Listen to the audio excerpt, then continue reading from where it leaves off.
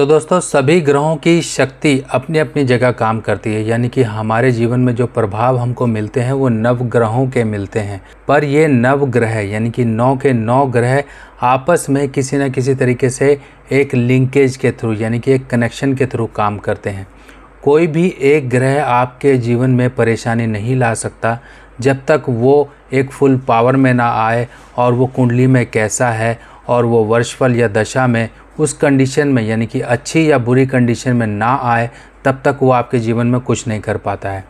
Linkage यानी कि एक कनेक्शन, एक संबंध कैसे है? अगर हम पॉजिटिव और नेगेटिव एनर्जी की बात करें, पॉजिटिव एनर्जी जैसे कि सूर्य, चंद्र, मंगल, ये पॉजिटिव एनर्जी मानी जाती हैं और साथ ही साथ बृहस्पति जो कि इनके देवगुरु के रूप में माने जाते हैं और हमारे जीवन में किस तरीके से हमारी किस्मत को, हमारी ओवरऑल लक फैक्टर को किस तरीके से चलाना है, ये बृहस्पति पे संबंध रखता है।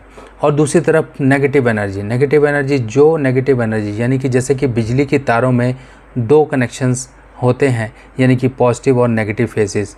अगर वो फेसेस में से एक भी फेस ना हो तो हमारी इलेक्ट्रिसिटी यानी कि बिजली काम नहीं करेगी। इसी तरीके से हमारे जीवन में अगर एक पॉजिटिव एनर्जी का संचार और एक नेगेटिव एनर्जी का संचार एक तयशुदा मात्रा में ना हो तो हमारे जीवन में कुछ ना कुछ फ्लक्चुएशन आनी शुरू हो जाती हैं। जैसे कि फ्लक्चुएशन की अगर हम बात करें तो कोई ना कोई ग्रह किसी ना किसी चीज़ों का कारक है। जैसे कि बृहस्पति हमारी किस्मत का, हमारे जीवन में मिलने वाला मान सम्मान के एक ग्रह का कारक है। हमारे जीवन में सुख समृद्धि और जीवन में मिलने वाली एक दैवीय कृपा उसका कारक है। हमारे धर्म का, हमारे ईमान का, हमारे बड़े बुजुर्गों का, हमारे जीवन में मिलने वाले ज्ञान का, ओवरऑल चीज़ों के लिए कारक ग्रह माना जाता है। इसी तरीके से नेगेटिव ग्रह जो होते हैं वो हमारे जीवन में श्रम यानी कि मेहनत करने का एक हौसला पैदा करते हैं और जो भी हम रोजी रोटी कमाते हैं, जो भी हम कुछ खाने के लिए अपने धन अर्जित करते हैं, वो सब की सब आपके पापी ग्रहों की देन होती है। यानी कि शुभ ग्रह और पापी ग्रह की 2 कैटेगरी हैं जो जीवन में हमारे इस तरह से काम करती हैं। अगर हम पापी ग्रहों के ज़रिए उन पैसे को अर्जित करते हैं तो शुभ ग्रहों के जरिए उस पैसे को शुभ कामों में और शुभ तरीक़ों से खर्च करते हैं और अपने जीवन में शुभता लेकर आते हैं। तो एक भी एनर्जी अगर डिस्टर्ब हुई तो वो एक नेगेटिव प्रभाव हमारे जीवन में आने लगता है। आज हम बात करने वाले हैं बुध के बारे में, जिसको कि आप बहुत ही लाइटली लेते हो और बुध की एक पावर को नहीं समझते हो। बुध की अगर हम बात करें तो बुध एक ऐसा छलावा ग्रह है, एक ऐसा बहरूपिया होता है जो जहाँ पर जाता है उस ग्रह की तासीर यानी कि टेंडेंसी लेके बैठ जाता है। अगर आपकी कुंडली में बुध कहीं भी जाकर बैठे उस ग्रह से संबंधित वो फल देता है। और तो और कई बार ये देखने में तो आपको लगता है कि बुध है, पर इसका बहरूपियापन यानी कि जो छलावा होता है वो कुछ और ही होता है, जिसे कहते हैं बुध का एक एक्चुअल भेद।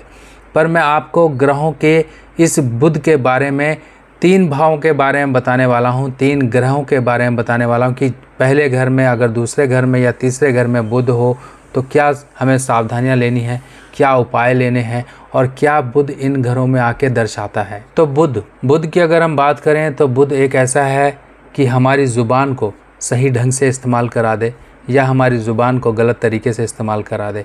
आपने देखे होंगे बुध के लोग जिनका बुध खराब होता है लोगों से गाली गलौज करते हैं या फिर बेमतलब के झगड़े मोल लेते हैं। बुध एक ऐसा भी है जो इंसान को तेज़ तर्रार बनाता है, सही मौक़ों पर सही फैसले लेना सिखाता है, सही मौके पे क्या पैसा आपको खर्चना है और कितना बचाना है ये आपको सिखाता है। सही मौके पर, जिसे कहते हैं कि जब लोहा गर्म होता है तो उस समय हथौड़ा मारना भी बुध ही सिखाता है। यानी कि सही मौक़ों को किस तरीके से आपने इनकैश करना है और आपके वित्तीय फाइनेंशियल लेन देन सारे के सारे बुध से देखे जाते हैं। जब भी बुध डिस्टर्ब हो जाता है तो ऐसे व्यक्ति लेखा जोखा सही नहीं रख पाते हैं, अपने पैसों का मैनेजमेंट सही नहीं कर पाते हैं, अपनी बोलचाल को सही नहीं रख पाते हैं। कहीं ना कहीं इनको बुध से संबंधित प्रॉब्लम आती है। जब भी बुध कुंडली में मान लीजिए पहले भाव में है या दूसरे भाव में या तीसरे भाव में, बाकी भावों की बात आगे वीडियो में करेंगे, पर आज मैं आपको 3 भावों से संबंधित बुध के कुछ असर और उनके उपाय आपको समझाने वाला हूँ। बुध की बात करें तो बुध एक मित्रता पाता है जो कि सूर्य से पाता है। अगर चालाकी पाता है तो वो शनि से पाता है। अगर जिसे हम कहते हैं धोखा फरेबी या बीमारियां, शरीर में कुछ ना कुछ दिक्कतें, जीवन में झटके, परेशानियां, ये सब पाता है तो ये सब के सब पाता है राहु के कारण। अगर बुध खराबी के कारण पे उतर आए तो आपके जीवन पे तरह तरह के झटके और परेशानियां लेकर आ जाता है। तो बुध को बिल्कुल लाइटली मत लीजिए। अगर आपकी कुंडली में फर्स्ट हाउस में बुध है तो हम समझते हैं बुध आपको कैसी टेंडेंसी देता है। अगर बुध आपकी कुंडली में फर्स्ट हाउस में है तो ऐसे व्यक्ति कई बार मनमर्जी यानी कि खुदगर्ज भी बन जाते हैं। मनमर्जी बहुत ज़्यादा करते हैं। आपने बच्चे देखे होंगे तो वो बहुत ज़्यादा मनमर्जी करते हैं, माँ बाप की बात नहीं समझते हैं। या लोग भी कई बार जैसे हम कहते हैं कि कुछ ऐसे होते हैं कि सुनते सबकी हैं पर करनी तो अपने मन की ही है। तो ये बुध फर्स्ट हाउस का ऐसी टेंडेंसी देता है। और एक पॉजिटिव चीज़ ज़रूर देता है, बुध फर्स्ट हाउस में होगा तब ऐसे व्यक्ति के जन्म लेने के बाद उससे जुड़ा जो रिश्तेदार होंगे यानी कि खून के संबंधी रिश्तेदार होंगे वो कहीं ना कहीं अमीर हो जाएंगे। क्यों होंगे? क्योंकि लाल किताब के उसूल के अनुसार ये कहा गया है बुध अगर पहले खाने में है और सूर्य जिस खाने में बैठा हुआ है, जिस भाव में बैठा हुआ है, उससे संबंधित रिश्तेदार उसके अमीर ज़रूर हो जाएंगे। तो ये डिपेंड करता है कि आपकी कुंडली में किस भाव में सूर्य बैठा है, तो उससे संबंधित यानी कि आपके ही रिश्तेदार जो भी होंगे वो कहीं ना कहीं एक ऊंचाइयां छुएंगे, बुलंदियां छुएंगे, उनकी तरक्कियों के दिन वहीं से शुरू हो जाएंगे। अब ये कुछ चीज़ें पॉजिटिव में आती हैं पर नेगेटिव में भी ये है कि ऐसे व्यक्ति के ऊपर लांछन ज़रूर लगते हैं। लांछन कुछ ना कुछ जिसे हम कहते हैं कि बेमतलब के झूठे आरोप, लांछन, गलती चाहे की ना की हो पर लांछन बेमतलब के इनके ऊपर लगते हैं। और जो लोग अपने घर वालों से लड़कर कहीं दूसरी जगह रहते हैं तो बुध फर्स्ट हाउस का भी ऐसा लोगों के साथ करवा देता है। हो सकता है कि ऐसा व्यक्ति परदेश में रहे यानी कि जो लोग अब्रॉड में रहते हैं वो फर्स्ट हाउस बुध वाले भी होते हैं, क्योंकि इनके परिवार के साथ कहीं ना कहीं कुछ दिक्कतें परेशानियां हो जाती हैं और ऐसा व्यक्ति अपनी सोच को इस तरीके से डेवलप करता है कि उसे इंडिया में मज़ा ही नहीं आता है। वो सोचता है कि बाहर जाके रहें और बाहर जाके पैसा कमाएं। इसीलिए कहा गया है बुध के फर्स्ट हाउस वाले को कि परदेश में रहने वाला। चलिए, बुध तो अपना असर देगा ही देगा। अब आपको इसके अच्छे असर लेने के लिए क्या करना है? गले में आप तांबे का छेद वाला पैसा पहनिए ताकि बुध को सूर्य की मदद मिलती रहे। हरे रंग से दूर रहिए और साली से परहेज रखिए। साली के साथ ज़्यादा संबंध मत रखिए, कहीं ना कहीं फंस सकते हो, बेमतलब में आपके झंझटें पड़ सकती हैं। और साथ ही साथ एक उपाय ज़रूर करिए। उपाय कहें या फिर आपके लिए कुछ हिदायत की बात कही जाए तो बुध अगर फर्स्ट हाउस में है तो ऐसे व्यक्ति को एक जगह रह के काम करना है, यानी कि चलता फिरता कोई ऐसा काम ना करें, कोई मार्केटिंग जॉब ना करें। कोई किसी तरह से आपको मौका मिले तो एक ही जगह रहकर, जिसे हम कहते हैं एक ही कंपनी में एक ही जगह बैठकर आप काम करेंगे तो आपके लिए काफ़ी अच्छा होगा। ऐसा व्यक्ति शॉप वगैरह या कोई अपना ऑफिस खोलकर भी बैठ सकते हैं, उनको भी ऐसे से काफ़ी ज़्यादा कमाइयाँ होती हैं। चलिए, अब बुध के दूसरे हाउस यानी कि सेकंड भाव के बारे में समझ लेते हैं। बुध सेकंड भाव में जहाँ पर आता है तो यहाँ पर शुक्र और बृहस्पति के असर के दबाव में होता है। यहाँ पर इसे हमें शुभ भी कहा गया है, पर ये मंदे असर यानी कि ख़राब असर देता है तो पिता के ऊपर देता है। पिता के ऊपर कहीं ना कहीं फाइनेंशियल प्रॉब्लम, माली हालत इस तरह से क्रिएट करता है। और बुध ऐसा जो सेकंड हाउस का इंसान को काफ़ी ज़्यादा हाजिर जवाब बनाता है। इंसान काफ़ी ज़्यादा जिसे कहते हैं कम्युनिकेटिव होता है, रीजनिंग वगैरह में काफ़ी ज़्यादा एक्टिव होता है और लोगों के सही समय पे उनको उत्तर देने में भी काफ़ी ज़्यादा सक्षम होता है। आपने देखे होंगे कई लोग बहुत हाजिर जवाब होते हैं, मिनट में उनको आंसर पता होते हैं, मिनट में उनको जवाब पता होते हैं कि कैसे समय पर, कैसा मौके पर कैसा जवाब दिया जाए। ऐसे व्यक्ति इस मामले में काफ़ी ज़्यादा अच्छे होते हैं, पर उनके पर्सनल लाइफ में कहीं ना कहीं दिक्कतें क्रिएट होती हैं। उनके फादर के ऊपर प्रॉब्लम आती है और कई बार ऐसे भी देखा गया है कि ऐसे व्यक्तियों के संतान काफ़ी देर से होती है। संतान के कहीं ना कहीं प्रॉब्लम या दुख उसके जीवन में आते रहते हैं। तो हिदायत और उपाय के तौर पे पहली हिदायत तो ये बनती है कि ऐसा व्यक्ति साली से संबंध न रखे, मंदिर में दूध, चावल, चंद्रमा की चीज़ें दान करता रहे और घर में कभी भी तोता, भेड़, बकरी इस तरह की चीज़ें ना रखे। नहीं तो बुध के मंदे प्रभाव आपके जीवन में हर एक मौक़ों पर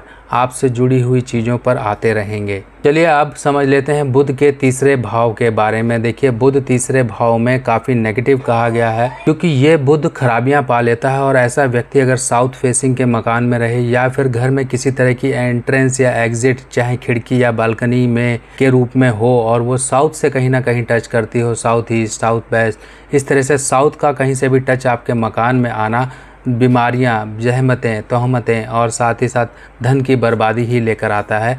तो ऐसे व्यक्ति कई बार दूसरों के लिए मनहूस भी होते हैं, यानी कि अगर कहीं जा रहे हैं, किसी के यहाँ चले गए, किसी का काम बनने वाला है, तो वो काम बिगड़ जाता है, क्योंकि 3rd हाउस का बुध लाल किताब में कहा गया है थूकने वाला कौड़ी।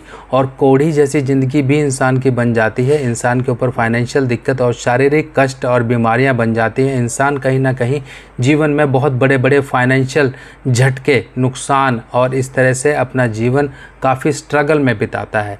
तो ये स्ट्रगल ना बने, तो यहाँ पर हमें सबसे पहले बुध के 3रे भाव के असर को सही रखने के लिए सूर्य की मदद देनी होगी। सूर्य के लिए जो लोग जेमस्टोन पहनना चाहते हैं वो माणिक रत्न पहन सकते हैं। एक उपाय ज़रूर आपको करना है कि आपको 100 पीले रंग की कौड़ियाँ लेनी है, लकड़ी के साथ जलानी है। जब वो राख बन जाए तो उसको जला के सारा कुछ आप मटेरियल इकट्ठा करके जल प्रवाह करते रहें। और ये उपाय बुधवार के दिन साल में एक बार ज़रूर कर लिया करें। और इसके साथ साथ आपको रात को मूंग दाल, साबुत मूंग हरी भिगा के सुबह पक्षियों को डालते रहना है। इससे करने से आपको फाइनेंशियल रिलीफ मिलेंगे। बुध के उपाय बहुत ही शुभ तरीके से ऐसे हो जाएंगे और आप ऐसे बुध के मंदे प्रभावों से बचते रहोगे। और एक बुध का एक जनरल उपाय बताता हूँ जो कोई भी कर सकता है।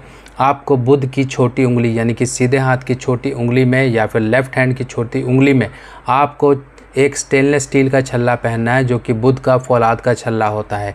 एक छल्ला आप पहनिए और दूसरा छल्ला आप ज़रूर उपाय के रूप में या तो जल प्रवाह करिए या फिर आप मंदिर में कहीं पर मूर्ति के आगे चढ़ा के आइए। उसके बाद अपना दूसरा छल्ला पहन लीजिए ताकि आपका बुध आपके जीवन में शुभ प्रभाव देता रहे। बुध को शनि की चुस्ती चालाकी वगैरह मिलती रहे। बाकी और जानकारियाँ लेके आपके सामने दोबारा फिर हाजिर होंगे। तब तक के लिए अपने सुभाष भाई को आज्ञा दीजिए। नमस्कार।